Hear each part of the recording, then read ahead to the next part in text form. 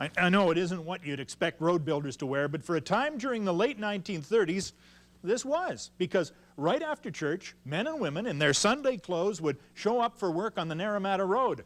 Businessmen, bankers, farmers, shop owners, orchardists, all moving rock in a project that lasted for 4 years prior to the Second World War. It was the tail end of the Great Depression. Nobody had any money, and as far as equipment went, well, there wasn't any of that either. Some horsepower and lots of man and woman power. It was an act of faith, really. What they were hoping to do was embarrass the government of the day into building a much-needed road in this neglected riding.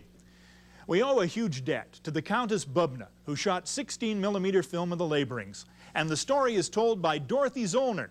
Her father took the photographs and chronicled the progress of the road to nowhere, tonight on Okanagan Pioneers and Places.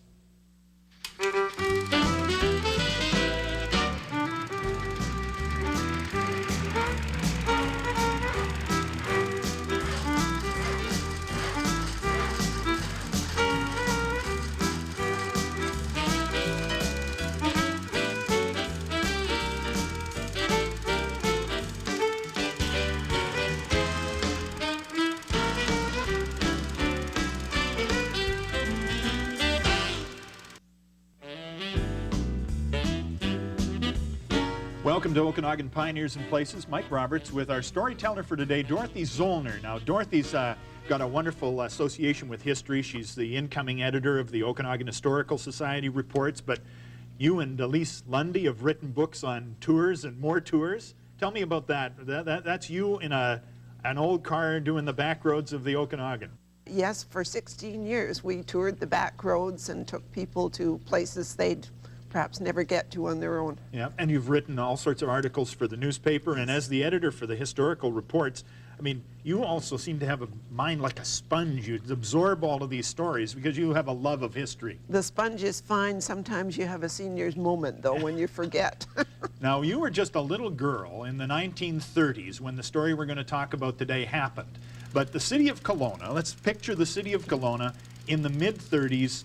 About how big a place was it? It was what they called, I guess, sort of a small western town. I've forgotten exactly how many thousand people, but we were small. Yeah. We were isolated. We didn't have the Hope-Princeton Highway, the Rogers Pass.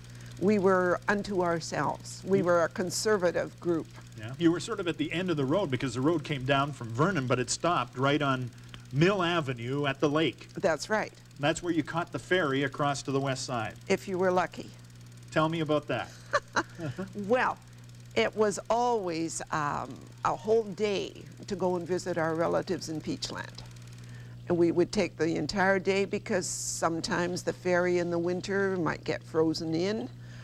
You had to wait till they blasted a channel in a bad winter. Yeah. And it was just a slow process to get anywhere. Roads weren't that wonderful.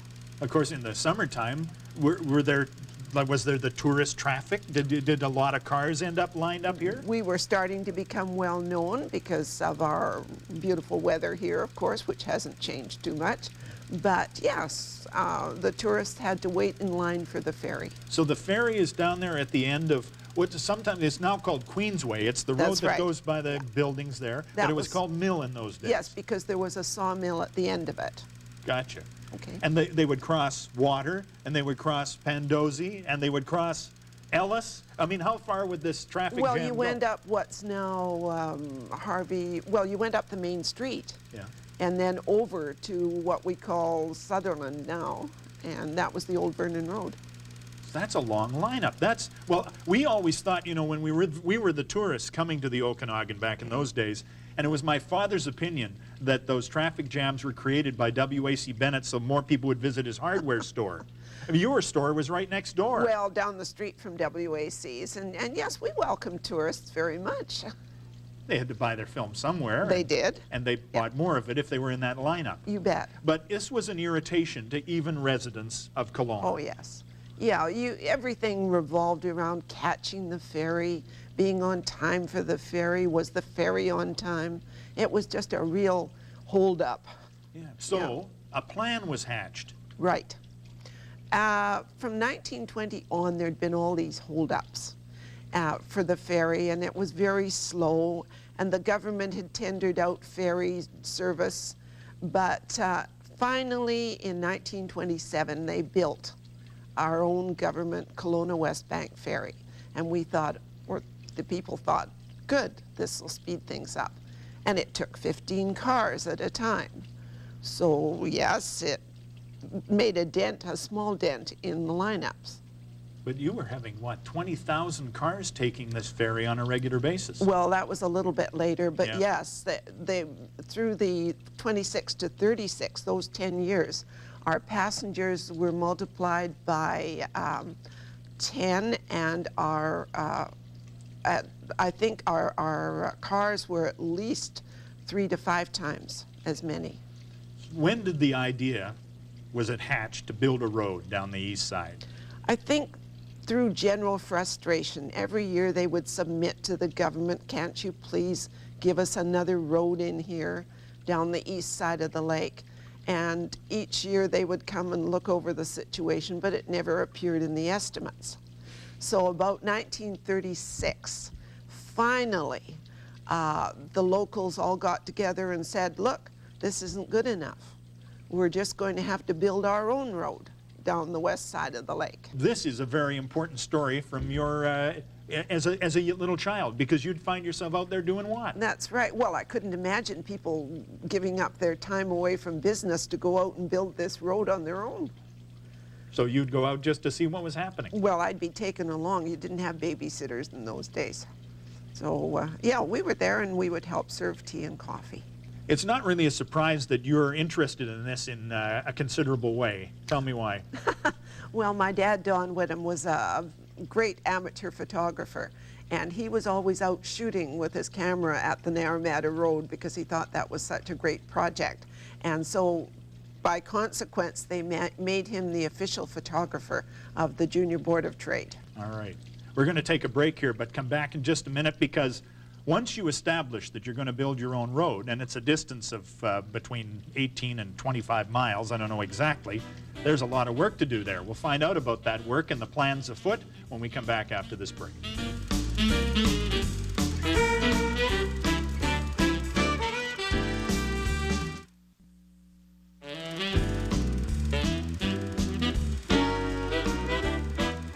Welcome back to Okanagan Pioneers and Places. Mike Roberts with Dorothy Zollner. I've got a quote here, Dorothy, for the project ahead. The inglorious task of digging themselves out of the Okanagan by an east side route.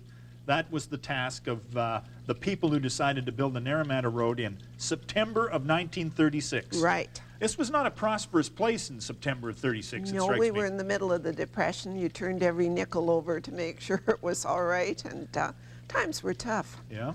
Who were the brains behind the Naramata Road? Well, you had what I call the Fabulous Five, because I can't imagine any other community building their own road. There was H.V. Craig, he was a barrister. There was Ivor Newman, he worked for Shell Oil. Reg Rutherford was the chartered accountant, and he looked after the money. And my mind will probably go blank now with the other two. You've got them there, I know. I got one here. Let's see, Sam Miller. Sam Miller was president of the Board of Trade.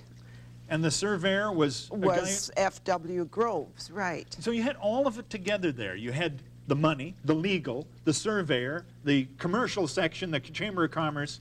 You had everything you needed to get this project going. Except that I don't suppose too many of them had ever done that kind of labor-intensive work to build a road. Now, how would you describe this work?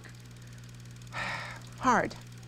They had to move rocks, they had to dynamite, they had to lay down road beds, and it was something they weren't used to. I mean, you didn't have a lot of bulldozers and graders around at this time. No, you had maybe horsepower to start, and scrapers, and people would come and very kindly loan their materials. But by and large, it was just plain grubbing. Now, was there a plan afoot? I mean, how do you organize a community to build 25 miles of road through pretty rough country? Oh yeah, they had gone out and looked. They'd done an aerial, gone up, I think, with Cliff Renfrew in his plane, and looked over the situation and decided they couldn't go along the lakeshore.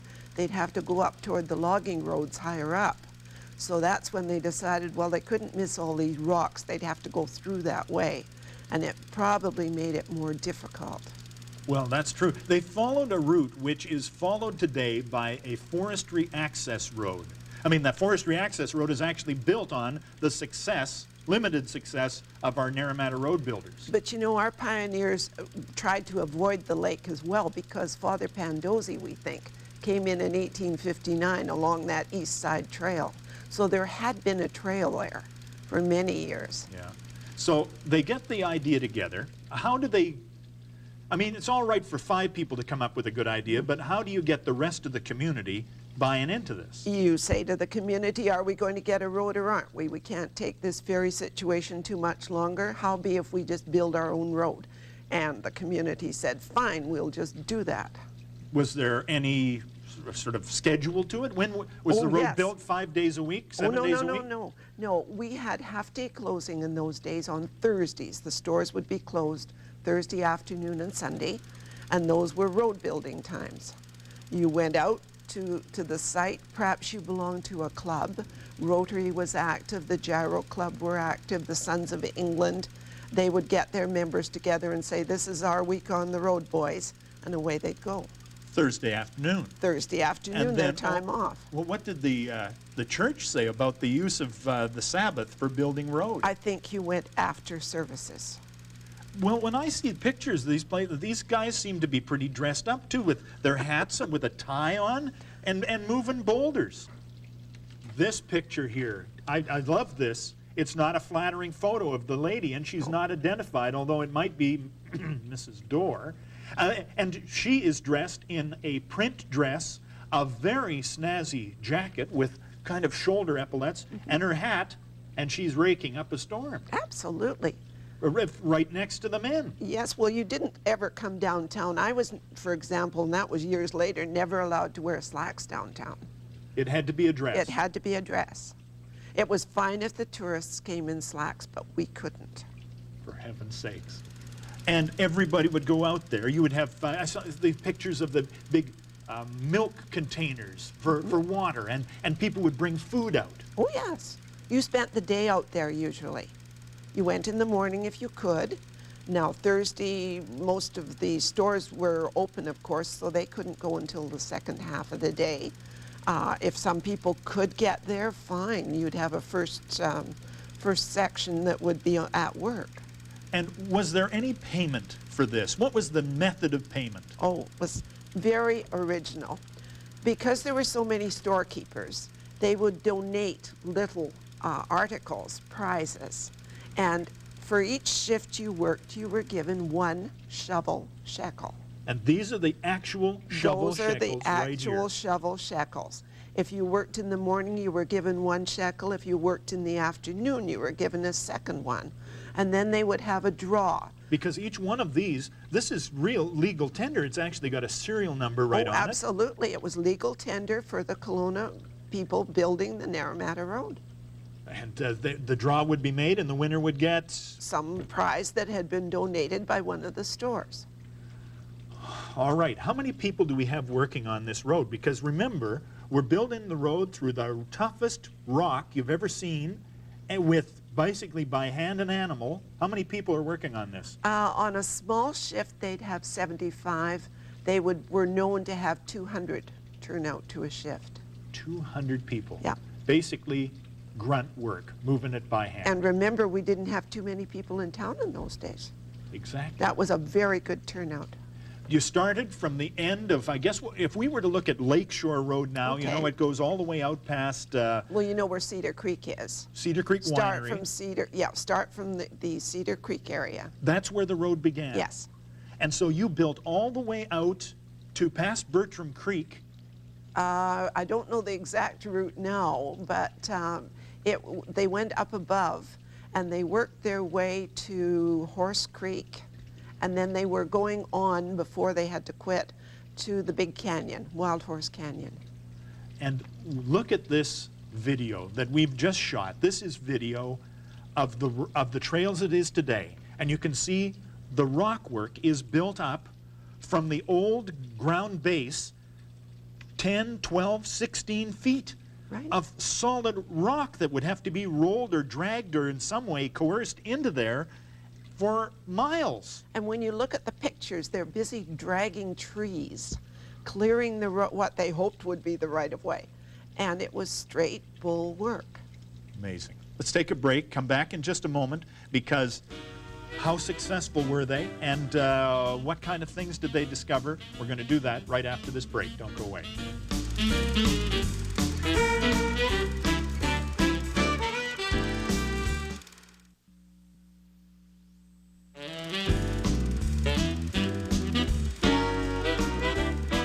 Welcome back to Okanagan Pioneers and Places. Mike Roberts with Dorothy Zollner telling the story of the Naramata Road, a scheme that was hatched in September of 1936 and continued for some time. Obviously, the enthusiasm at the beginning was huge. Oh, absolutely. And it really didn't wane that much. Some shifts were better than others, but they'd have large turnouts. Now, this country, I've already talked about it being just rocky, but there are a lot of snakes out there. I mean, rattlesnakes through I mean, did you encounter any of those in the process of building this road? Well, you were always very careful where you put your hand when you were working, and the men tried to wear boots if they could, if they were in amongst the rocks. You know, that's rattlesnake country. That is rattlesnake country. Look at this map. This is a map. Is this from the Courier or the Capital News? Well, that one may be from the Capital News. Capital News, because the newspapers were on board for this. Oh, absolutely. Here we have the Naramata Road, and each one, the Ladies' Walk. They call the first 4 mile the Ladies' Walk. Were they condescending? That was condescending. That was easier work, because what we did was serve tea and coffee. You did? Yes. But some of the ladies, as you mentioned, would appear and do raking or a little shovel work. Sure. Cathercut? He was one of the merchants in town, and so they named that after him. And he was trying to move road. Creamery Corner. Oh, well, there were some members from the Kelowna Creamery there on the board of directors helping out, so they would do that. There's a little incline there, Rose Rise. Oh, well, Rose was with the Courier, so they'd have to keep him in there. Good. I wonder if he's noted on any of the Capital News stuff. Hurry up, you fellows. George Merkel is sort of standing there, pontificating. George Meikle? Is it Meikle? It's George Meikle. Thank you. George Meikle. Well, yes. George would be getting everybody working. He was sort of a supervisor. Well, yes, very good supervisor. Thornlow, F. Thornlow? Yes, that's another name that more in East and South Kelowna area. The Rutherford Rise? Well, that was our chartered accountant who looked after all the money. Boy, do I need some help, says Vic DeHart and H. Craig. Oh, yes, well, H. Craig, he was the barrister. And that whole section there, that's only the first 2 miles, really. That's right, but it's nice to name things after people. People appreciate that. That's for sure. Percy Harding looking for Culvert, Yeah. George Rose, Reg Rutherford, Jack Campbell's Thursday Gang. They got pretty close. I think they got it surveyed and sort of fleshed out, but they kind of ran out of steam by when? Well, I think it was the war coming along in '39, September of '39. A lot of our boys went overseas, and we couldn't get dynamite at that time. Everything was confiscated for the war effort. So 36 was the start. Was 37 the kind of big construction work? 37 was a biggie because that was the year that winter the lake froze over, and they had to blast to keep the ferry running, and it really slowed things down. So the spring of 37, they decided, boy, that was a terrible winter. We've just got to get on with that road. So plow all ahead full. Right. Don't spare the horses. And you got quite a bit done at that time. Yes. Then I guess the last full-fledged year was 38. Really. Well, they did a little work in 39. War was impending in May, and we had the visit of the George VI and Queen Elizabeth that time. But yes, it was starting to, we knew that there was going to be a war. Also, you were looking at this 25-mile stretch of road with very little completed. Well, they got right down to Wild Horse Canyon. And if they could have got through Wild Horse Canyon, that was a little easier going.